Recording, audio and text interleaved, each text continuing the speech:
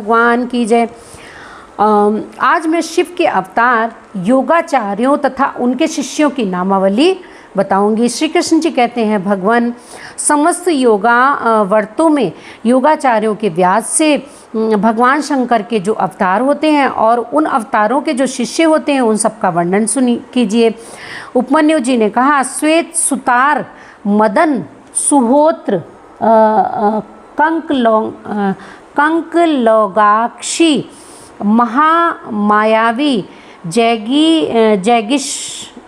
जैगिशव्य दधिवाह ऋषभ मुनि उग्र अत्रि सुपालक गौतम वेदशिरा मुनि गोकर्ण गुवासी शिखंडी जटामाली अट्टहास दारुक लांगुली महाकाल शूली दंडी मुंडीश सहिष्णु सोम शर्मा और नकुलीश्वर। यह 12 कल्प के इस 7वें मनवंतर में युग क्रम से 28 योगाचार्य प्रकट हुए हैं। इनमें से प्रत्येक के शांत चित्त वाले 4 शिष्य हुए हैं, जो श्वेत से लेकर रूष्य पर्यंत बताए गए हैं। मैं उनका क्रमशः वर्णन करता हूँ, सुनो।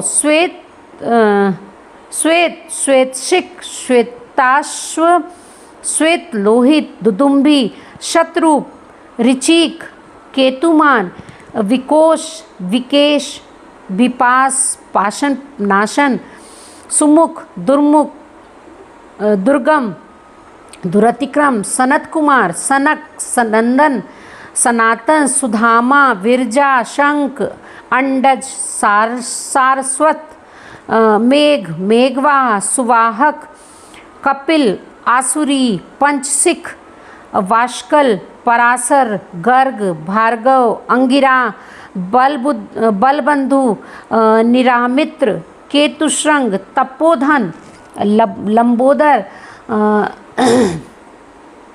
लंबात्मा लंबकेशक सर्वज्ञ संबुद्धि साध्य सिद्धि सुधामा कश्यप वशिष्ठ विरजा अत्रि उग्र गुरुश्रेष्ठ श्रवण श्रविष्ठक कुणी कुलबाहु कुशरीर कुनेत्रक काश्यप उष्णा च्यवन बृहस्पति उत्तथ्य वामदेव महाकाल महानिल वाचश्रवा सुवीर स्यावक यतीश्वर हिरण्यनाश कौशल्य लोकाक्षी कुथुमी सुमंतु जैमिनी कुबंध कुशकंधर प्लक्ष दार्भायणी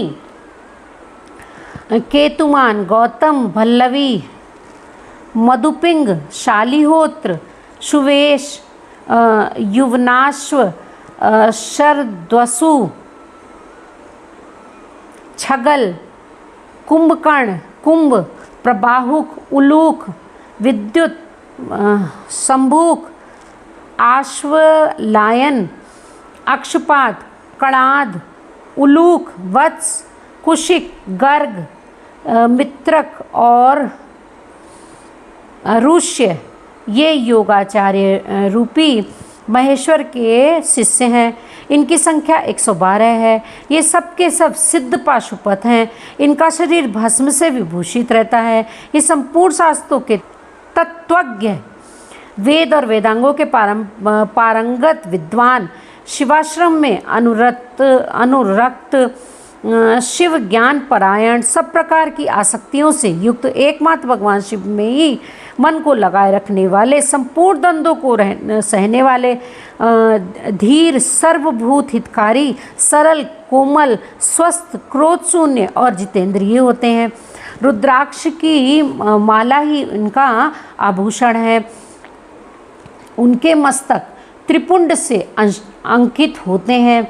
उनमें से कोई तो शिखा के रूप में ही जटा धारण करते हैं, किन्हीं के सारे केश ही जटा रूप होते हैं। कोई ऐसे हैं जो जटा नहीं रखते हैं और कितने ही सदा माथा मुड़ाए रहते हैं।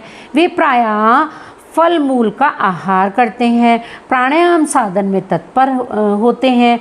मैं शिव का हूँ इस अभिमान से युक्त होते हैं, सदा शिव के ही चिंतन में लगे रहते हैं। उन्होंने संसार रूपी विष वृक्ष के अंकुर को मथ डाला है।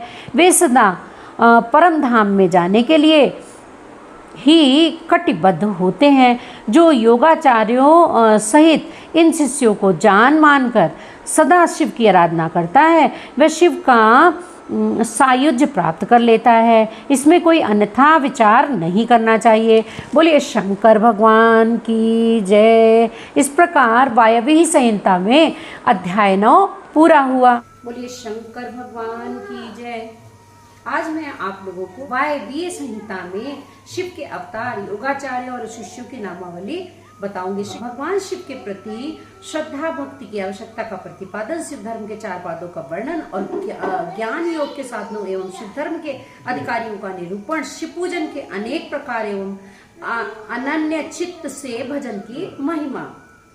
तदंतर श्री कृष्ण के प्रश्न करने पर उपमन्यु मदराचल पर घटित हुए शिव पार्वती संवाद को प्रस्तुत करते हुए बोले, श्री कृष्ण, एक समय देवी पार्वती ने भगवान शिव से पूछा, महादेव, जो आत्म तत्व आदि के साधन में नहीं लगे हैं तथा जिनका अंतःकरण पवित्र एवं वशीभूत नहीं है, ऐसे मंदमती मर्त्य लोकवासी जीवात्माओं के वश में आप किस उपाय से हो सकते हैं? महादेव जी बोले, देवी, यदि साधक के मन में श्रद्धा भक्ति ना हो तो पूजन कर्म तपस्या तप आसन आदि ज्ञान तथा अन्य साधन से भी मैं उसके वशीभूत नहीं होता हूँ। यदि मनुष्यों की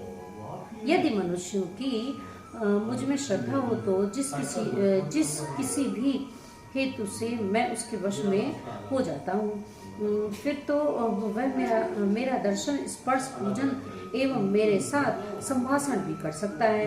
अतः जो मुझे वश में करना चाहे उसे पहले मेरे प्रति श्रद्धा करनी चाहिए।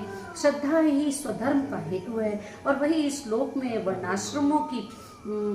वर्णाश्रमी पुरुषों की रक्षा करने वाली है। जो मानव अपने वर्णाश्रम धर्म के पालन में लगा रहता है उसी की मुझ में श्रद्धा होती है, दूसरे की नहीं।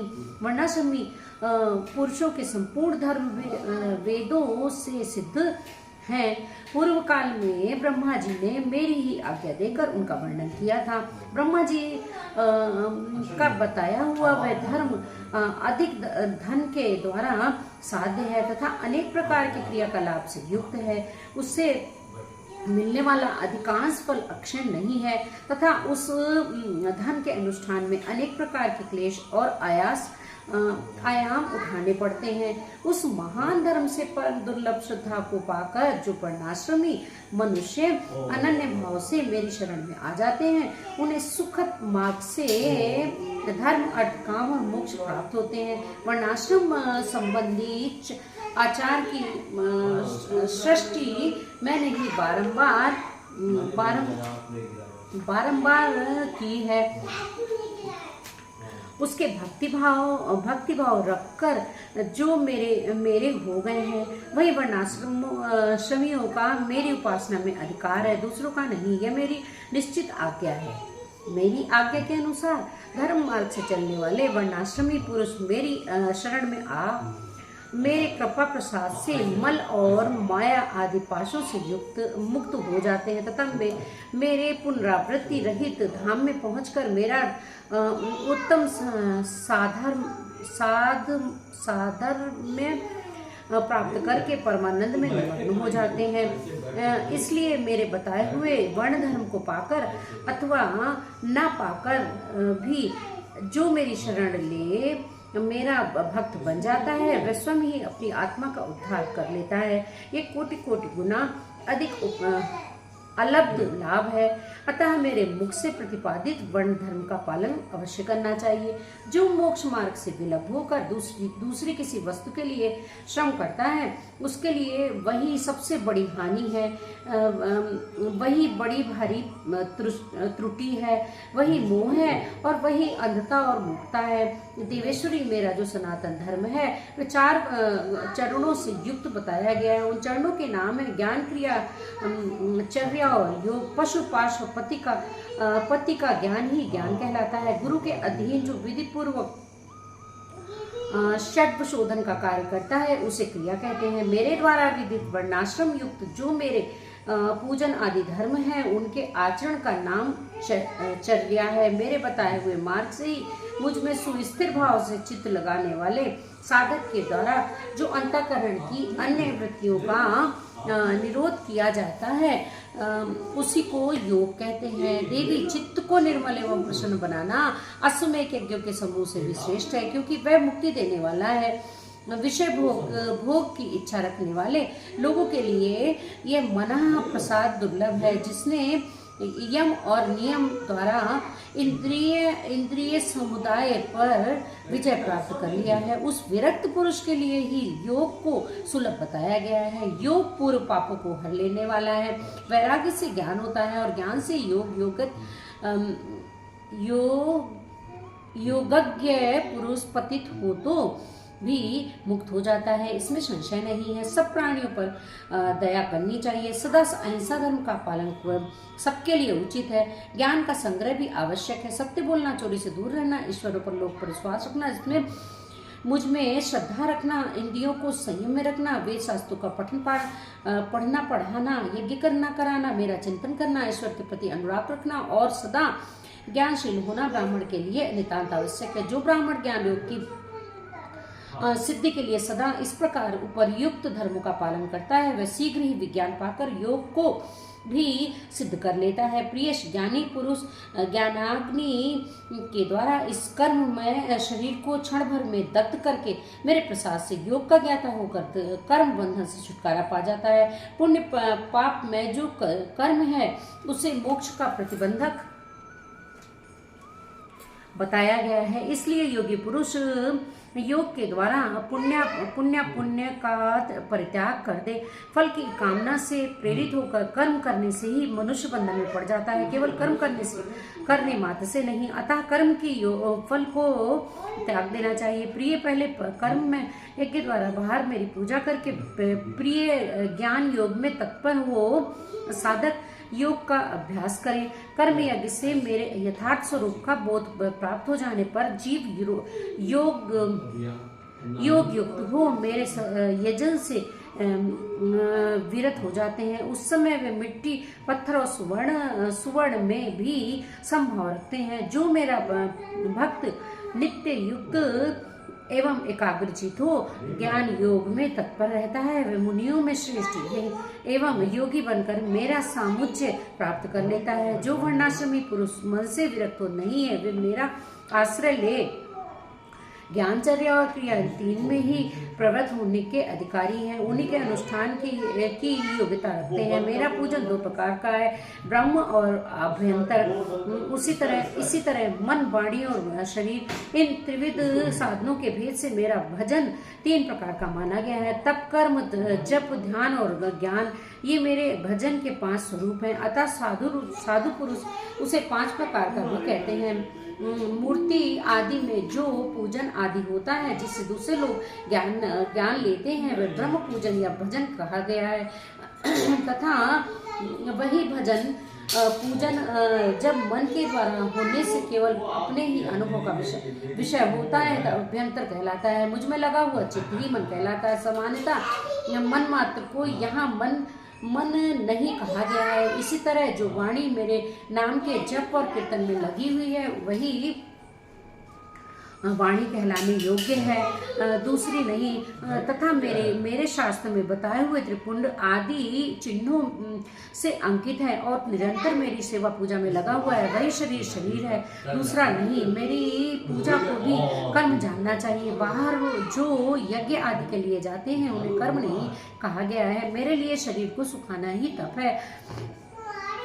कृच, चांद्रायण आदि का अनुष्ठान नहीं। पंचाक्षर मंत्र की आवृत्ति, प्रणव का अभ्यास आदि, रुद्राध्याय आदि का बारंबार पाठ ही यहाँ जब कहा गया है। वेदाध्यान आदि नहीं। मेरे स्वरूप का चिंतन स्मरण ही ध्यान है। आत्मा आदि के लिए भी की हुई समाधि नहीं। मेरे आगमों के अर्थ को भली भांति जानना ही ज्ञान है, दूसरी किसी वस्तु के अर्थ को समझना नहीं। देवी, पूर्व वासनावश ब्रह्म अथवा अभ्यंतर जिस पूजन में मन का अनुराग हो उसी में दृढ़ निष्ठा रखनी चाहिए।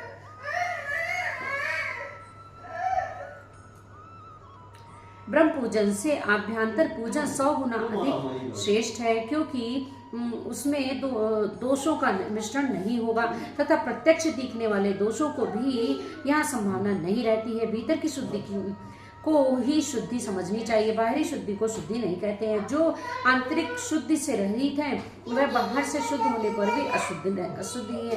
देवी, ब्रह्म और अभ्यंतर दोनों ही प्रकार का भजन भाव अनुराग पूर्वक ही होना चाहिए, बिना भाव के नहीं। भाव रहित भजन के एकमात्र विप्रलंब छलना का ही कारण होता है। मैं तो सदा ही कृतकृत्य एवं पवित्र हूँ। मनुष्य मेरा ब्रह्म अथवा आभ्यंतर पूजन में उनका जो भाव प्रेम है उसी को मैं ग्रहण करता हूँ। देवी, क्रिया का एकमात्र आत्मा भाव ही है, वही मेरा सनातन धर्म है। मन वाणी कर्म द्वारा कहीं भी किंचित मात्र फल की इच्छा न रखकर ही क्रिया करनी चाहिए। देवेश्वरी, फल का उद्देश्य रखने से मेरा आश्रय लघु हो जाता है, क्योंकि फलार्थी को यदि फल न मिला तो वह मुझे छोड़ सकता है। सती साध्वी देवी, फलार्थी होने पर भी जिस साधक का चित्त मुझ में ही प्रतिष्ठित है उसे उसके भाव के अनुसार फल मैं अवश्य देता हूँ।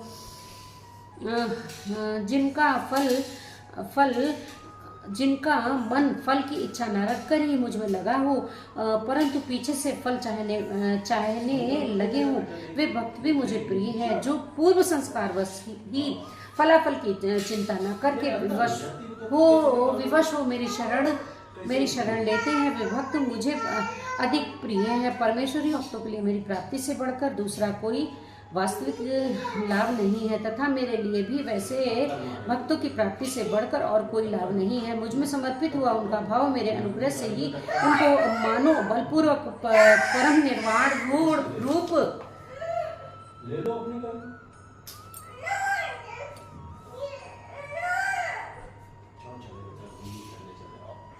उस कमरे में चले जाओ, 5 मिनट पढ़ूंगी बस। 5 मिनट का बचा, मैं इसका हलवा बना रही हूँ, रुक जाओ। तो शोर हो रहा है, देखो प्रिया गई है कि नहीं है। पहले देखो प्रिया गई है कि नहीं, हलवा नहीं तो बना दूंगी। मुझ में समर्पित हुआ उनके भाव मेरे अनुग्रह से ही उनको मानव बलपूर्वक परम निर्वाण रूप फल प्रदान करता है। जिन्होंने अपने चित्त को मुझे समर्पित कर दिया है, अतः जो मेरे अनन्य भक्त हैं वे महात्मा पुरुष ही मेरे धर्म के अधिकारी हैं। उनके 8 लक्षण बताए गए हैं। मेरे भक्तजनों के प्रति स्नेह, मेरी पूजा का अनुमोदन, स्वयं की भी मेरे पूजन में प्रवृत्ति, मेरे लिए ही शारीरिक चेष्टाओं का होना, मेरी कथा सुनने में भक्तिभाव, कथा सुनते समय स्वर, नेत्र और अंगों में विकार का होना, बारंबार मेरी स्मृति और सदा मेरे आश्रित रहकर ही जीवन निर्वाह करना, ये 8 प्रकार के चिन्ह यदि किसी म्लेच्छ में भी हो तो विप्र शिरोमणि श्रीमान मुनि है, वह सन्यासी है और वही पंडित है। जो मेरा भक्त नहीं है वह चारों वेदों का विद्वान हो तो भी मुझे प्रिय नहीं है, परंतु जो मेरा भक्त है वह चांडाल हो तो भी प्रिय है। उसे उपहार देना चाहिए, उससे प्रसाद ग्रहण करना चाहिए तथा मेरे समानी पूजनीय है तो भक्ति भाव से मुझे पत्र, पुष्प, फल तथा जल समर्पित करता है। उसके लिए मैं अदृश्य नहीं होता हूँ और वह मेरी भी दृष्टि से कभी ओझल नहीं होता है। इस प्रकार वायवीय संहिता में अध्याय 10 पूरा हुआ। बोलिए शंकर भगवान की जय।